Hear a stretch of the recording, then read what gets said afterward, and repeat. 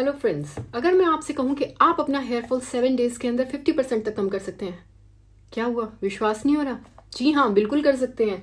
इस वीडियो में मैं आपके साथ कुछ tried and tested remedy share करूंगी जो मैंने खुद अपने ऊपर ट्राई की हैं और यकीन मानिए मेरा हेयर फॉल बिल्कुल खत्म हो चुका है, बिल्कुल जीरो हो चुका है।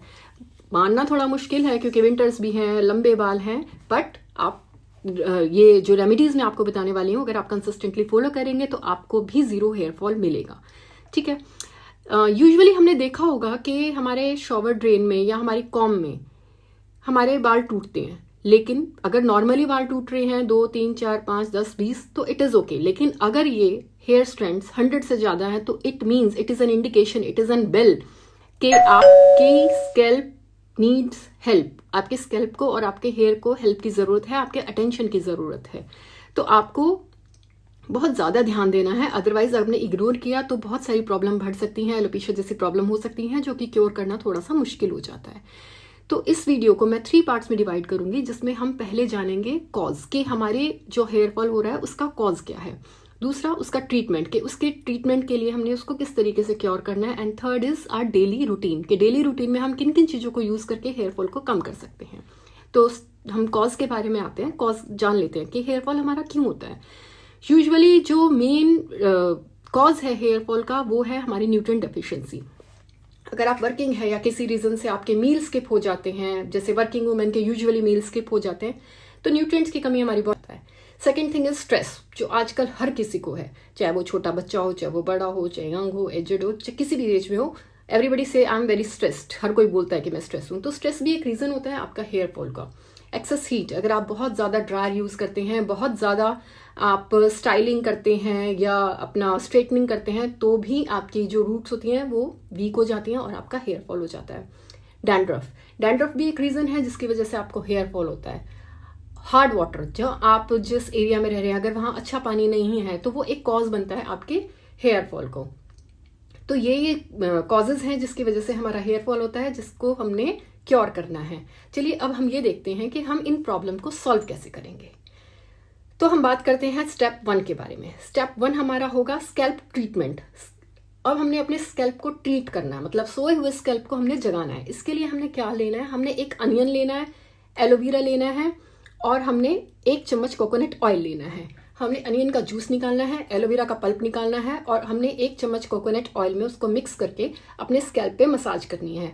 इससे क्या होगा? ब्लड सर्कुलेशन बढ़ेगा और हमारे डॉर्मेंट फॉलिकल्स एक्टिव हो जाएंगे। डॉर्मेंट मीन्स सोए हुए। स्कैल्प हमारी जाग जाएगी कि उठो, कुछ काम करना है, ये जो ग्रोथ रुक गई है या जो डेड हमारे हेयर्स गिर रहे हैं इनको पकड़ के रखना है। तो डॉर्मेंट फॉलिकल्स हमारे एक्टिव होने लग जाएंगे। सेकेंड आता है इसमें रोजमेरी मिस्ट, बहुत इफेक्टिव है, ट्रस्ट मी। ये देखिए, ये मैंने बनाया हुआ है अपना और ये 3 डेज के अंदर मैं इतनी बॉटल कर चुकी हूँ और मुझे जब भी टाइम मिलता है, वेन एवर वेयर एवर, मैं इसको अपने स्प्रे करती हूँ। ये इतना इफेक्टिव है कि इससे आपकी हेयर ग्रोथ तो बूस्ट होगी, हेयर फॉल कम होगा, हेयर ग्रोथ बूस्ट होगी। आप इसको लगा सकते हैं, मैं इसको बहुत यूज करती हूँ, ये ऑल टाइम मेरा फेवरेट है। अगर आप चाहेंगे तो मैं इसकी रेमेडी आपको बता दूंगी, पूरी एक डिटेल वीडियो में इसके ऊपर बना दूंगी। आप प्लीज मुझे कमेंट सेक्शन में जरूर बताएं इसके बारे में। ठीक है, ये हमारा सेकंड स्टेप था। फर्स्ट स्टेप था, सॉरी। सेकंड स्टेप आता है हमारा डाइट। हमें प्रॉपर डाइट लेनी चाहिए। अगर आप प्रॉपर डाइट नहीं ले रहे हैं तो ऑब्वियसली न्यूट्रिएंट्स की कमी की वजह से हमारी रूट्स वीक होंगी। डाइट में हमें क्या क्या इंक्लूड करना है? हमें 5 आलमंड्स डेली खाने ही खाने हैं। ठीक है, आपको 1 बनाना, मतलब 1 बनाना या 1 एप्पल, कोई भी एक फ्रूट आपको खाना ही खाना है। कर्ड आपको खानी है। ठीक है, और मील्स आप कोशिश करें कि आप स्किप ना करें अपने मील्स। ठीक, और आप इवनिंग के टाइम, जैसे हमारा स्नैक टाइम होता है, तो हो सके तो स्प्राउट्स का चिल्ला बना के खा लीजिए, क्योंकि वो हमारी हेयर की थिकनेस को बढ़ाने में बहुत हेल्प करता है। तो ये चीज़ें हैं जो आपको अपनी डाइट में इंक्लूड करनी है। ठीक है, तो देखिए 2 स्टेप्स हमने आपके साथ डिस्कस करे। स्टेप 1 स्कैल्प एक्टिवेशन, स्टेप 2 हमारा डाइट। अब हम बात करते हैं स्टेप 3 के बारे में। स्टेप 3 है हमारा हेयर रूटीन। हेयर रूटीन में हम आएंगे कि हम अपनी हेयर की केयर कैसे करें। First thing is shampoo. हमने हफ्ते में, वीक में 2 से 3 टाइम्स से ज़्यादा शैम्पू नहीं यूज़ करना है। अगर आपका बहुत फ्रीक्वेंट कहीं आना जाना है तो 3 टाइम्स मोर देन सफिशिएंट है, क्योंकि आप देखिए, आप शैम्पू यूज़ करेंगे, शैम्पू में भी केमिकल होता है। केमिकल तो केमिकल होता है, वो आपके हेयर डैमेज करेगा ही करेगा।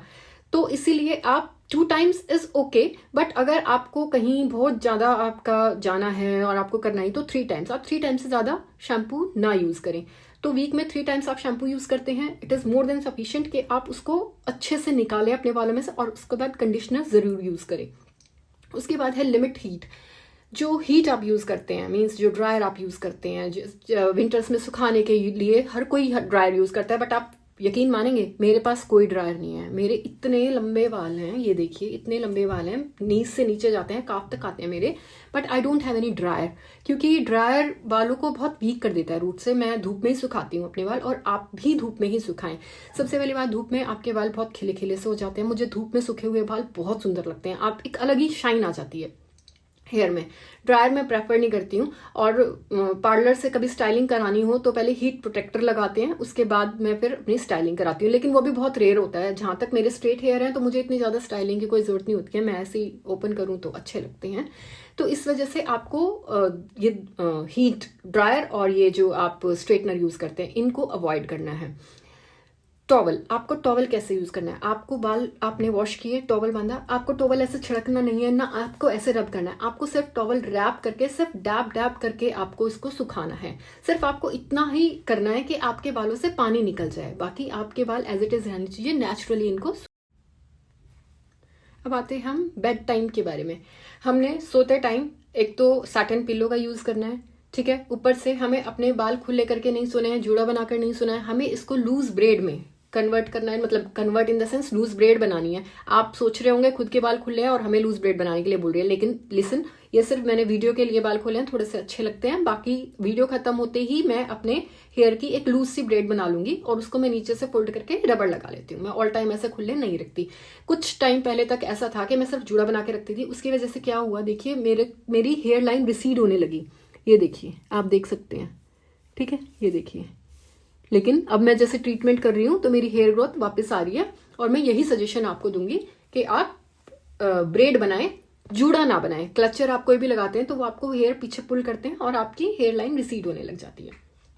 तो ये था हमारा बेड टाइम रूटीन जो कि हमें फॉलो करना है। अब हम बात करते हैं स्टेप 4 के बारे में, जो कि सबसे इंटरेस्टिंग स्टेप है, जो कि आपको बहुत जल्दी बहुत असरदार ये एक रेमेडी होगी जो कि आप करेंगे और आपको इंस्टेंट रिजल्ट मिलेगा। इसमें आपको क्या करना है, मेथी वाटर और राइस फर्मेंटेड वाटर।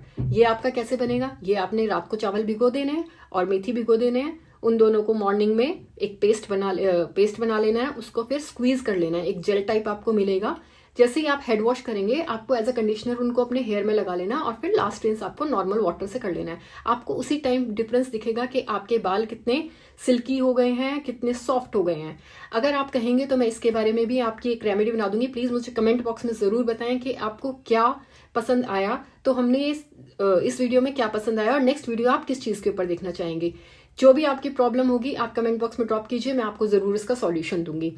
अगर वीडियो अच्छी लगी हो तो प्लीज लाइक करना, सब्सक्राइब करना ना भूलें, और नेक्स्ट कमेंट में मुझे बताएं कि किस टॉपिक पे आपको वीडियो मिलेगी। Thank you.